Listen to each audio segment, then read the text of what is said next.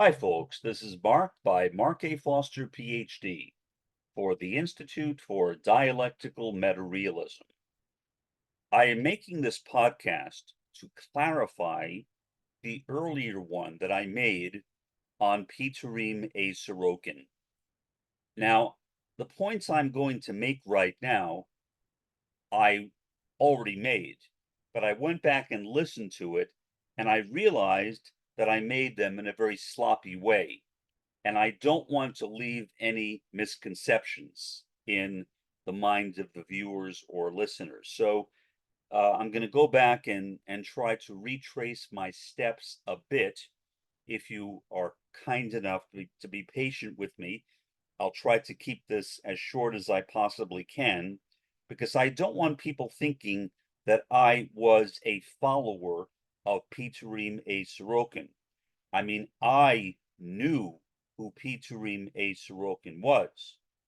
I knew he was an anti-communist, I knew he was a fascist, and I despised him for both of those reasons. But my professor, and later my colleague, Drennan Kelly, was a Marxist, took Sorokin's ideas, and he incorporated them into his version of Marxism.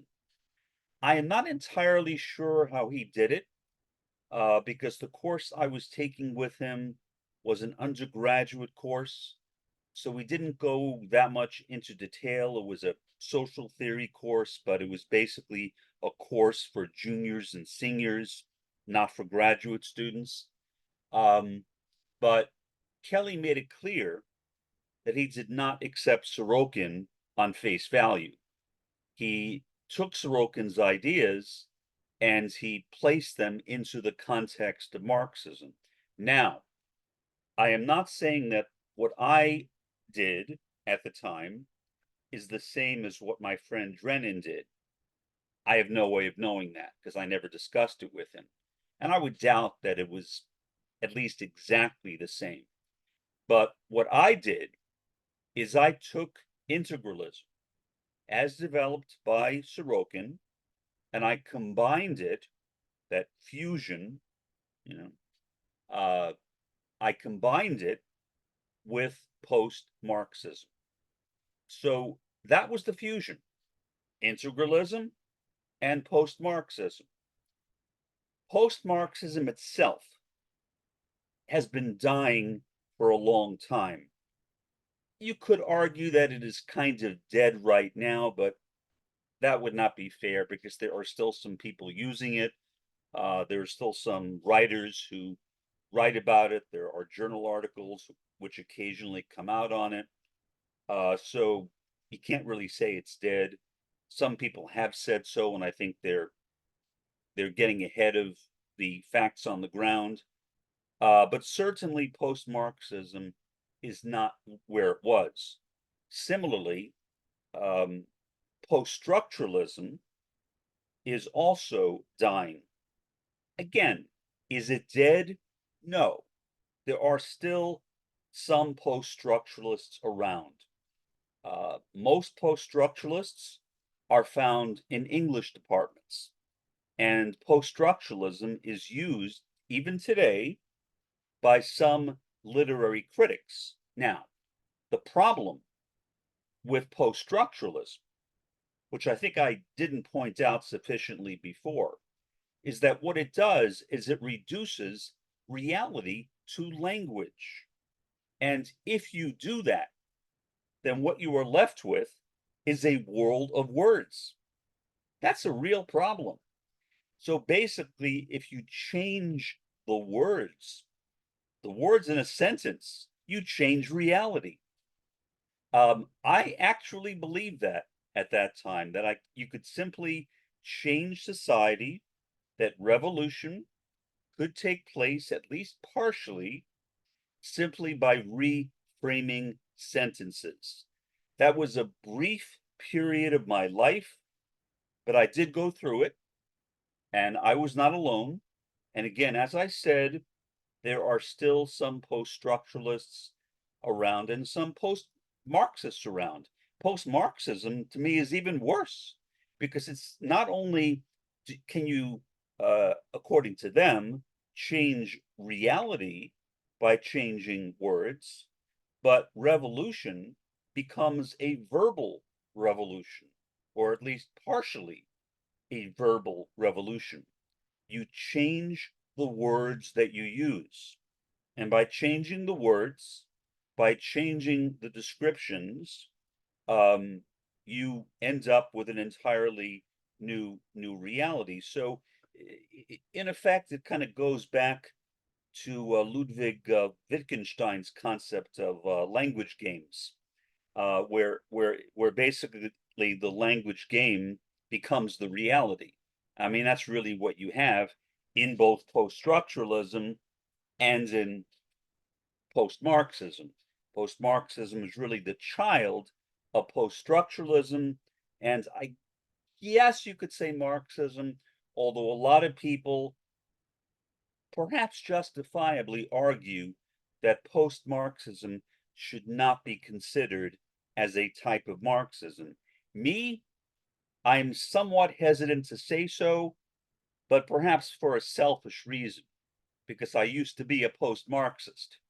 And I became a Marxist when I was only 12 years old back in 1968. And I don't want to admit to myself that I went through a period where I abandoned Marxism. And I don't really think I did. I just think I twisted Marxism. I think that's a better way to look at it. Okay, so again, I did not accept integralism on face value.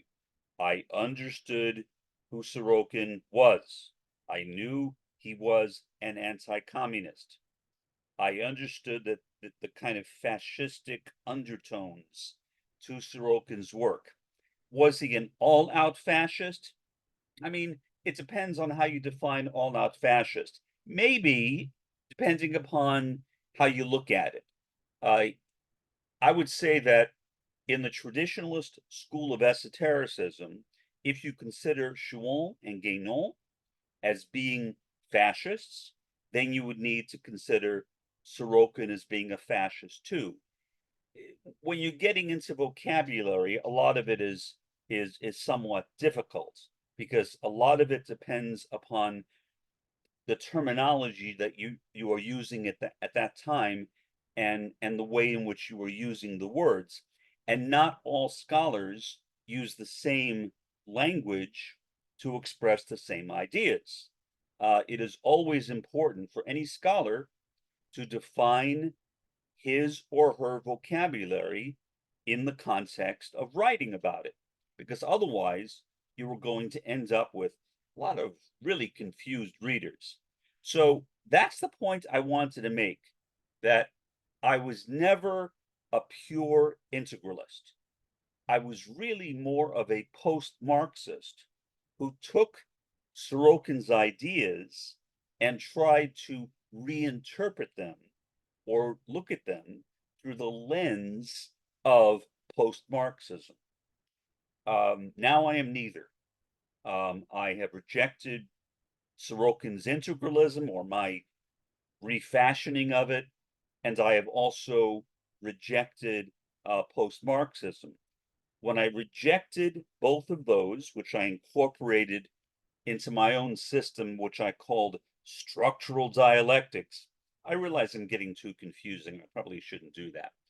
But when I rejected my system of structural dialectics, which basically included my own form of post-Marxism and integralism fused together, I became a Bhaskarian critical realist. So literally, Roy Bhaskar's work rescued me from that fusion I created of post-Marxism and integralism. I hope that is a clarification and not it doesn't add confusion. It might add confusion, I don't know.